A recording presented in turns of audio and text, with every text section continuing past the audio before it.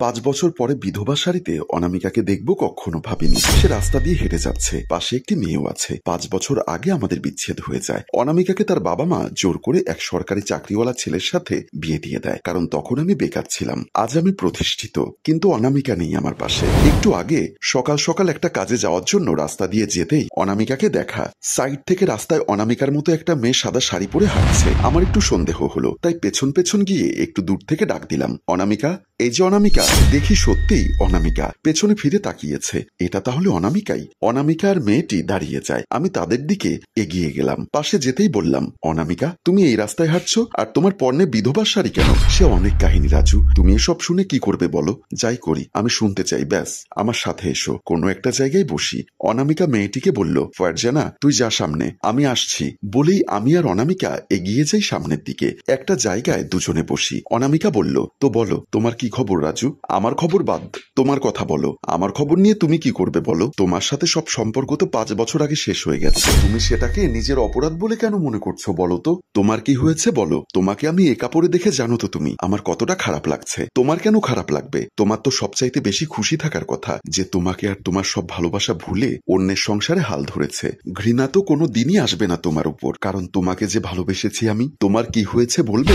শোনো তাহলে। হঠাৎ দরজা খুলতেই পাশের বাসার দেবর হাঁপাতে হাঁপাতে বলল, ভাবি, চাচি কই? কি হয়েছে ভাই? তুমি এভাবে হাঁপাচ্ছ কেন? কি হয়েছে বলো? ভাবি, সব শেষ হয়ে গেছে। কি শেষ হয়েছে সাগর ভাই? সাগর ভাই আর নেই।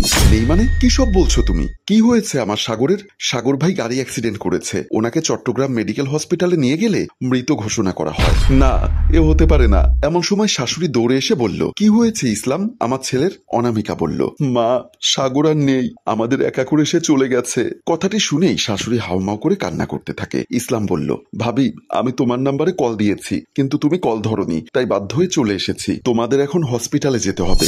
মা ও অনামিকা সবাই বাড়ি থেকে বের হয়ে গেল। 3 মাস পর শাশুড়ি আমার চুলের মুঠি ধরে বলল, তুই এত দিনেও কেন চলে যাচ্ছিস না এই সংসার থেকে? তোর কি কাণ্ডজ্ঞান নেই? মা, আমি কই যাব? এই বাড়িতে যে আমার সাগরের স্মৃতি জড়িয়ে আছে। আমি কোথাও যাব না মা। তুই হচ্ছিস একটা অপয়া মেয়ে, যে আমার ছেলের জীবন কেড়ে নিয়েছিস। তোকে আমি কোনোদিনও ক্ষমা করব না। তোর জন্য আমার ছেলেটা অকালে প্রাণ হারালো। তোর মতো অপয়া আমাদের বাড়িতে রাখলে আমাদের সংসার তছনছ হয়ে যাবে। মা, এতে আমার অপরাধ কি? আমি কি করেছি মা? চুপ কর, তোর জন্য হয়েছে। তোর বাবাকে আমি খবর দিয়েছি তোকে নিয়ে যাওয়ার জন্য। তখনই আমি শাশুড়ির পায়ে ধরে বললাম, মা, আমাকে আপনি এখান থেকে তাড়িয়ে দিবেন না। আমি সাগরকে ছাড়া বেঁচে থাকবো সাগরের স্মৃতি নিয়ে। প্রয়োজনে আমি আপনার সেবা করব, এই বাড়িতে চাকরানি হয়ে থাকবো, তবুও আমাকে বের করে দিবেন না। আমার সাগরের সব স্মৃতিকে আগলে রেখে আমার ছেলেকে খেয়ে আবার বলছিস আমাকে বাঁচতে দিন? তোর বাবাকে যা বলার আমি বলে দিয়েছি। এই বলে শাশুড়ি সেখান থেকে চলে যায়। আমি কান্না করতে থাকি। 1 বছর পর বাবা মারা যায়। বড় ভাই আর ভাবি খারাপ ব্যবহার করতে শুরু করে। একদিন, ভাবি, আমার সত্যিই ক্ষুধা লেগেছে, দেখুন কি আছে। তোর ক্ষুধা লেগেছে তাতে আমার কি? তোকে তো সকালে রুটি খেতে দিয়েছি, তারপরও তোর এত ক্ষুধা লাগে কেন?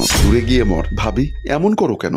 মা থাকলে কি দিত না? তুই তো অপয়া, তোর স্বামীকে অকালে খেলি, তারপর তোর শাশুড়ি তোকে বের করে দিল। এখন এই ঘরে পড়ে আছিস আমার জামাইটার মাথা খেতে। এমন সময় ভাইয়া এসে বলল, কি হয়েছে রে এখানে?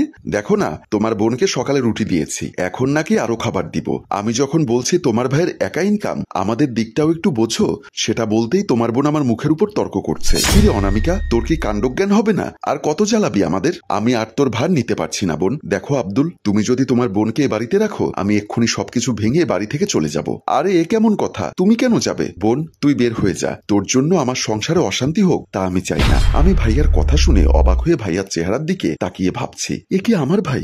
শুধু বউয়ের কথা শুনে আমায় বাড়ি থেকে বের করে দিচ্ছে। কি হলো, তোমার ভাই কি বলছে শোনোনি? বের হও এই বাড়ি থেকে মুখ পুরি। আমি আর না দাঁড়িয়ে বের হয়ে গেলাম। আর 4 বছর ধরে একটা আশ্রমে বৃদ্ধ মহিলাদের দেখাশোনা করি। এভাবেই জীবন কাটছে। তুমি কেমন আছো রাজু?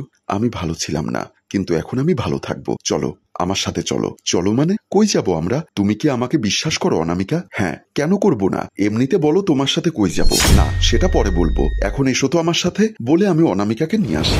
সুন্দর শাড়ি আর পাঞ্জাবি পরেছি, দুজনেই কাজী অফিসে বসা। অনামিকা চেহারা মলিন করে আমার দিকে তাকিয়ে বলল, তুমি ভেবে দেখেছো তো সবকিছু? আমি একটা বিধবা নারী, আমাকে বিয়ে করতে চাইছো? তোমার পরিবার বন্ধু বান্ধব কি বলবে? এই সমাজ কি বলবে? আরে সমাজ, বন্ধু বান্ধব, ওরা তো আর সংসার করবে না। ওরা তো আর আমার মনের খবর রাখে না। ওরা তো জানে না আমার শান্তি কোথায়। তাই ওদের কথা বাদ দিয়ে আমি যা বলছি সেটা শোনো, আর নিজেকে কোনোভাবেই অপরাধী অপরাধী মনে করবে না। মনে রাখবে আমিও তোমার একসময়ের প্রিয়জন। রাজু, তুমি এত ভালো কেন? তোমার মতো মানুষকে ফেলে আমি অন্যের হাত ধরেছি বলে হয়তো আমার জীবনটা এমন হয়েছে। চুপ, এমন কথা বলো না তো। এমন সময় কাজী হেলিকপ্টার বাবু এসে চেয়ারে বসে বলল, তুমি এত তাড়াতাড়ি আসবে সেটা তো ভাবিনি। মনে হয় খুব আপন মানুষ। জি আঙ্কেল, আপনি আপনার কাজটা করে নিন। হ্যাঁ বাবা, দুজনের নাম লিখেন। সবটা জেনে লিখার পর তারা কবুল বলে আর তাদের বিয়ে সম্পন্ন হয়। কাজী অফিস থেকে বের হয়ে গেটে আসলাম। গেটে দাঁড়িয়ে অনামিকা আবারও বলল, আমার মন কেমন জানি করছে। বলছে আমি কারো জীবন নষ্ট করিনি তো। দূর পাগলি। শোনো অনামিকা, তোমার এই 5 বছরে কি হয়েছে আমি জানি না। 5 বছর আগে তুমি আমার কাছে যেমন ছিলে আজও তেমনই আছো। আমার প্রথম ভালোবাসা। আর তুমি কখনো আমার প্রাক্তন না। আর যদি প্রাক্তনও হয়ে থাকো তাহলে প্রিয় প্রাক্তন।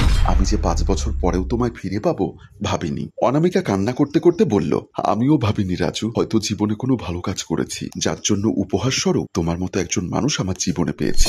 হয়েছে, আর বলো না। আচ্ছা রাজু, আমার বৃদ্ধাশ্রমের কি হবে? ওনাদের দেখাশোনা কে করবে? ও মা, এটা কোনো কথা? আমি কি জন্য আছি? এতদিন তো তুমি করেছো সবকিছু। এখন আশ্রম আমি আর তুমি দেখবো যতদিন বাঁচবো। সত্যি তুমি বৃদ্ধ মহিলাদের দেখাশোনা করতে যাবে? হ্যাঁ বউ, সত্যি। এক্ষুনি চলো একবার ওনাদের সাথে সময় কাটিয়ে আসি। আর আমাকে পরিচয় করিয়ে দিবে? বউ হেসে ওঠে আমাকে জড়িয়ে ধরে, আর আমরা বৃদ্ধাশ্রমের দিকে হাঁটতে থাকি। আর এখানে একটি হারিয়ে সত্যিকারের ভালোবাসার পূর্ণতা দেখিয়ে আমাদের গল্প শেষ হয়। সম্মানিত ভিউয়ার্স, এভাবেই না হয় ওদের জীবনটা চলতে থাকুক। প্রিয় মানুষটাকে নিয়ে সবকিছু জয় করা সম্ভব। এমন ভালোবাসার মানুষ সবার জীবনে আসুক। বেঁচে থাকুক ভালোবাসা, জেগে উঠুক মনুষ্যত্ব। গল্পটির ভাবনা ও পরিচালনায় হাশেম রাজু, চিত্রগ্রহণ শিহাব ও প্রযোজনায় মঞ্জুর মোর্শেদ মিউজিক প্লাস। গল্পটি ভালো লাগলে লাইক, কমেন্ট এবং শেয়ার করে অন্যকে দেখার সুযোগ করে দিন। ধন্যবাদ।